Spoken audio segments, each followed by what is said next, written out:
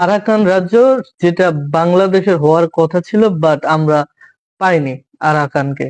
আহ, একটা ছোট ভিডিও দেখছিলাম ইউটিউবে, যেটা আমি আপনাদের সাথে একটু শেয়ার করি সামান্য একটু। অন্য কারো ভিডিও দেখানো উচিত না, কপিরাইট ক্লেম বা স্ট্রাইক আসতে পারে।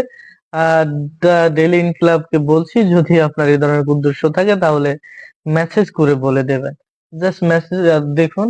এত নতুন অস্ত্র অর্জন করত যে পার্বত্য চট্টগ্রাম কেন, পুরা ওই এতদিনে আমরা আরাকানও আমাদের নিয়ন্ত্রণে নিয়ে নিতে পারতাম। তার মানে আরাকান আমাদের নিয়ন্ত্রণে নেওয়া সম্ভব ছিল।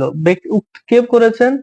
উনি হলেন প্রফেসর এম শহীদুজ্জামান, এই ভদ্রলোক, যিনি আন্তর্জাতিকভাবে স্বীকৃত এবং প্রসিদ্ধ একজন ব্যক্তি। 40 বছর আন্তর্জাতিক নিরাপত্তা মাস্টার্স ক্লাসে আমি অধ্যাপনা করেছি, এবং আমি মার্কিন যুক্তরাষ্ট্র যে আমি পড়াশোনা করেছি। দ্য ডেইলি ইনকিলাবের সম্পূর্ণ ভিডিওটি গিয়ে দেখতে আসতে পারেন, আমি লিঙ্কে দিয়ে দেব। তিনি দাবি করেছিলেন যদি গত 15 বছর, মানে আওয়ামী লীগ গত 15 বছর যদি ক্ষমতায় না থাকতো, তাহলে আরাকান আমাদের হওয়ার কথা ছিল। আমাদের হাতে 15 বছর নষ্ট না হলে অনেক উন্নত মানের সামরিক অস্ত্র থাকে। তিনি যুক্তিসঙ্গত ব্যাখ্যাও টেনেছেন। তিনি বলেছেন যদি বিএনপি সরকার ক্ষমতা থাকতো বা এরশাদ সরকার ক্ষমতা থাকতো, তাহলে আরাকান আমাদের হওয়ার কথা ছিল। এগুলো সবই ঘটেছে এই যে 15 বছরের এই শাসনের কারণে। যাই হোক, এখন আরাকান নিয়ে শুধু যে অভ্যন্তরীণ রাজনীতি হয়েছে তা না, ইন্টারন্যাশনালি অনেক রাজনীতি হয়েছে, ভারত থেকে শুরু করে সব জায়গায়। তো আমি যেহেতু প্রযুক্তিতে এখন বসবাস করছি, তাহলে প্রযুক্তি নিয়ে সাহায্য নিয়ে এর কিছু তথ্য বের করার চেষ্টা করেছি।